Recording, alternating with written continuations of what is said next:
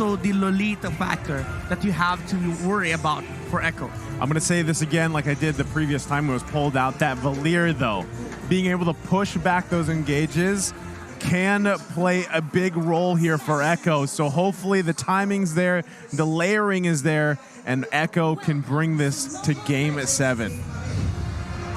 But here we are first. Before we even get there, Echo has to even the odds. 3-2.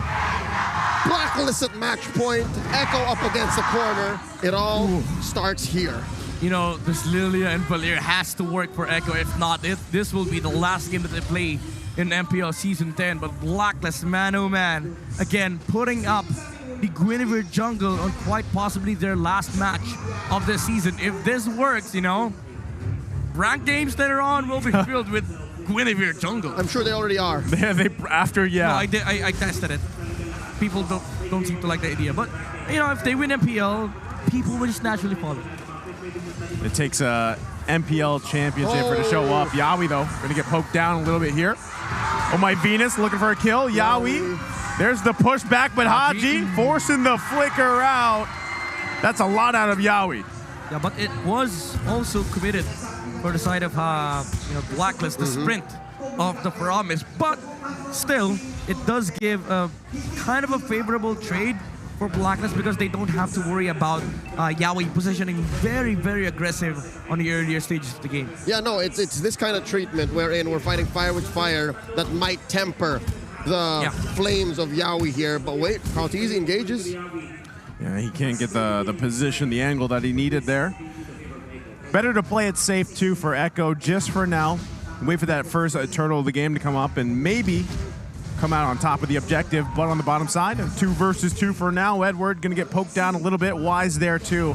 Turtle now spawns, but gets the knock-up. Sanford, though. Ooh, that's the Purify. Had to use the Purify. Didn't even commit the ultimate or Divided Requiem for the Guinevere. Well, he's still holding on to the ultimate. They got to make space here for this turtle as it does reset. Carltese with the knock-up. Oh, my Venus has to flicker out. Colt Alter to response. Pow! The Black Shoes able to dodge that Noon on blast. Going home. You talked about this earlier, Naisu, the factor of the Valier on these engagements. It's hard for Blacklist to actually engage even with the Cult Altar because of the amounts of slows and the positioning displacement done in by Yawi. Oh, great job here securing that first turtle of the game. Echo off to a good start. Again, we're going to see this. There's a lot of weight here on the lover boy Yawi's shoulders, right? This Valier could possibly gain him this W in this game, but still, they have a big thing ahead of them, and it's just the whole entirety of Blacklist International. As we saw them previously, where they are very good at timing the skills, timing the ultimates, layering, especially when Haji is playing the Faramis. That's something that they have to keep in mind, but already, you can see the power of Yawi on this Valier once again. No, it's really annoying. It's a displacement. It's the fact that you're not sure if you want to take the fight or maybe not, wait it out. And so far, it's led to Echo having a small lead. And again, scoring that major objective, that turtle in the early. What kind of items are we looking at here, Midnight? What are they going? I think for Wise, you're gearing up for the Guardian's Helmet. Again, more HP, more sustain means more survivability in this fight, and also more damage around the neutral objectives. But the most important item that we can see in this game is the DH's timing of Benecutie. It has been delayed for quite a bit because, you know, the Claude and Melissa matchup needs sort of a band-aid solution for the Claude. He needs physical defense to be able to sustain that lane and be able to farm up on the mid game. So that's why you're seeing a sort of a delay on the DHS pickup on Benecutie, but is about to get it in probably around 30 seconds. I mean, not just that, I think it also saves you from a possible knockout combo from Edward. Yeah. So at least that allows Benny to farm up a little more. So that means Echo should be patient, but not be shy to take a fight when it's ready, and not be shy to, again, lean in hard on these objectives as they did on the turtle. Second turtle probably is the best timing for Echo because that is a time where Benecutie can fight and he has either DHS or DHS to skull and staff. They also have, again, the triple loaded Purify, right, which will help them. Second turtle of the game is now up. Sanji taking the damage, has to use the Black Shoes, should be fine. Turtle's gonna reset though. Edward getting in position as he finds Yawi out from the bush. Nuno Blast gonna land as well. Sanford, though, popping the consecration should be just fine. They're gonna whittle down Oh My Venus a little bit. Wise not able to land the knockup. And right now, Turtle still being worked on here. Blacklist International with the numbers advantage. But Oh My Venus quite low here. Carl Teasy gonna go in. Wise gets Sanford. Blacklist International just like that, getting an advantage. Edward. Goodness, this Paquito. Zoning him out. They're still going. They're still going. I love the Violent Requiem. Carl Teasy again quite low. Sanji from the backside. Can he help out the team? He's trying his best. Blooms. The heavy spin out already came out. Edward trying to push Carl Teasy back. And that's going to be the Turtle going over to Blacklist International. Look at this. Blacklist is not stopping. Oheb, by the way, almost died on the top lane, but he was able to survive with the Inspire hitting onto the claw. So Benikidi was able to finish the job, but almost gets the kill onto Edward. Man, Blacklist International just playing on the edge there with their lives a little bit, but still, unfortunately for Echo, can't convert a kill out of it. Blacklist found that small window. We were talking about how Echo should maybe lean hard on into it, especially when Benikidi was ready, but I guess they read the situation. Yo, Benny's still farming. Yeah. Benny's not ready. Let's go. Let's do it now. It's the right time to fight for Blacklist International, and it's making it hard. It's making it hard for Echo to fight back because there's a lot of sustain and there's also a lot of mobility from the heroes of Blacklist. Just the Guinevere alone is annoying enough for Echo to deal with. You have to also think about Edward, Oheb, although Oheb hasn't participated yet, but also the Foramis on these fights. There's a lot in this matchup that might say, yo, Echo is winning, Echo has the better lineup, but the way it's executed, the way Blacklist is using their windows is just speaking the opposite. Now, Just Sanji, forced like that. to use an early black choose. Okay, Carl Teasy going in. Sanji, though, I mean, that could have been bad. He could have gone down there, but this is what we're talking about, the layering of abilities from Blacklist International. Yep. Every spell that has been used is perfectly in sync with each other. Even though Wise jumped in and Sanji was able to get out, at least it forced out the Purify. Unfortunately, Oh My Venus didn't land the ultimate, but at least the threat is there. The pressure was enough for Echo to react, which means Oheb is able to farm these resources in the mid lane while matching up the farming speed of the cloth. And so far, it looks like this last turtle is going the Blacklist's way. Ooh, forcing out Carl Teasy to make a move. There's a Numenon Blast, and now That's they're going to big, pull. though. He held on to the Retribution, so they know that they don't have the Numenon Blast. They could position them themselves really well here. That's why they're delaying. Wise is one level ahead, though. They got to be Will Echo careful. take it? They want to fight. There's Wise looking for the knockup, the Requiem. Sanji with the black shoes. A turret does go down, though. They lose it on the bottom side. Edward getting quite low. Lord is going to spawn here. Carl Teasy going in. Sanford taking quite a few hits from the turret. Consecration with Wise. Gets knocked into the tier 1. Carl Teasy. But more members are going down for Echo. 2-for-1 trade. Oh My Venus with the flicker in. Carl Teasy trying to help out. And he grabs the kill on Oheb. Quite messy, but the 3-for-2. They're still not done. They're still not done. Edward commits a flicker. This is crazy stuff from both sides. Although Echo had a fantastic work on Wise, on this Guinevere, Oh My Venus and Haji on the back side of things, they were dealing heavy damage onto the frontliners of Echo. Haji alone, the Foramis with the magic damage, is a big problem. He dealt so much damage that he was able to whittle down the HP of both Sanford and Benikidi. And Oh My Venus even committed the flicker to take out the gold laner of Echo. Although Oheb jumped in as well, and he was punished heavily by Carl Teasy. So messy trades like that might actually change the tempo for Blacklist International. I'm guessing maybe Echo can actually start picking fights, because so far it looks like it's been Blacklist always baiting out the black shoes, baiting out the Vengeance Flames, seeing if they can try to make Carl Teasy do a heavy spin way out of timing. Yeah, for Echo it has to be on their own terms. Blacklist International, they have been the ones starting the fight because they have the Lolita, they have the Paquito, and they also have the Foramis. So it really is going to be advantageous for Blacklist to start. So if Echo wants to, look for ways to fight, it should be started by them. And that's a start. I mean, a concealed play into a bush with lethal intent. Yeah, it's still a tall situation for Echo here. And also Benny Cutie, right? I mean, as he can farm up, that's going to play a crucial part around these objective fights. Does the thing is, do they commit to this first Lord here?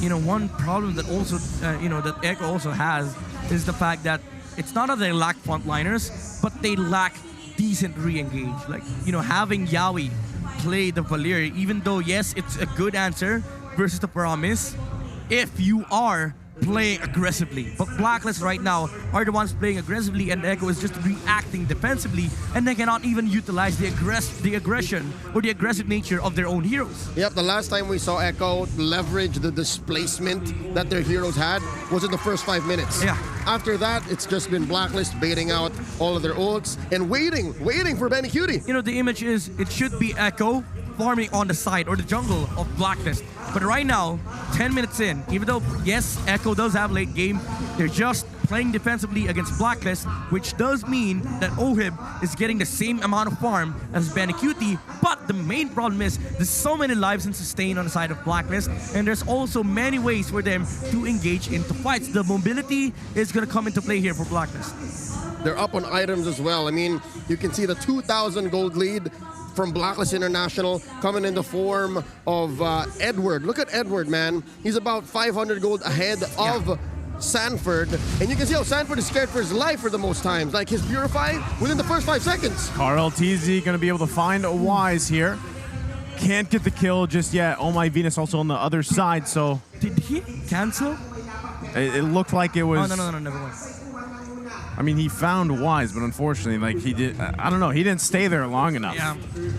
It was like, nah, I don't want to fight. Maybe he got the call that Oh My Venus was there too, so didn't want the team to kind of crunch down onto that. This is the beauty of having a Paquito versus Uranus. Paquito can do this, and he can follow to the fights as early as possible. Now Uranus has to react. You either, clear the wave, or you follow the Paquito all throughout the map. But this does put Blacklist into the advantage because they will always have a numbers advantage. Yeah, and that's why the lane defense from the side lanes is so much easier. That's why Echo can't afford to send more dudes. Ooh, look at the damage from Oheb. Oh. That's what I was talking about. When Melissa is in the right environment, Yep. you can kind of do this. You can whittle down these tanks. Also a nice key item pickup here. Gonna have that wind in nature available still. Everything just being a deciding factor on how does Echo approach Blacklist International. I mean, it's going to be hard for Echo to deal with this Melissa of Ohib. Like the physical damage, you're already removing that factor from the Claude. Sanji also has to close the gap against both Haji and Ohib, which is a tall order, by the way. It's so hard to break the Ube right now. They've been living in this mid lane Lord Bush for the past 2 minutes. Ohib's like so easy playing Melissa when there's no far stuff. Yeah. I mean, yeah, displacement, sure, but that's what you want anyways with the go away. You want some space between you and your opponent. It's fine. Look at that. Oh. He can do this like 24/7. All day. All day indeed. Benny Cutie. Oof, another problem, Can be blocked. Blazing do it. Yep. Ohib just stands near Oh My Venus, uses the bulwark. No problem. They don't even need to commit the wind of nature. It's just it's kind of crazy, right? How much back and forth between these two teams are going. But yeah, what you're seeing constantly here is Echo finding it very hard to find any angle, any opening at all. And a lot of it, again, has to do with even Oh My Venus on this Lolita. There's a lot of frontal damage that needs to be set up from Echo. And also, it's very difficult for Benny Cutie to go in. And Wise is also making this very, very hard. He is just standing on the front lines. It's not even farming. It's just a walking vision, walking, CC. If he catches anybody, Blacklist is ready to go for the engage because they have so much mobility on Haji. Oh, Edward.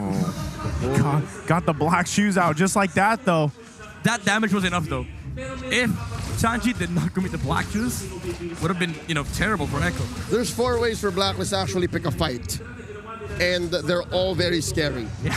For Echo, Just one.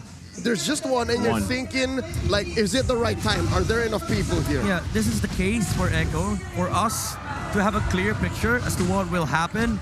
Carl TZ is standing on the front line. Blacklist engages on him. Benny Cutie walks over to the back line, uses Blazing Duet, and that's it.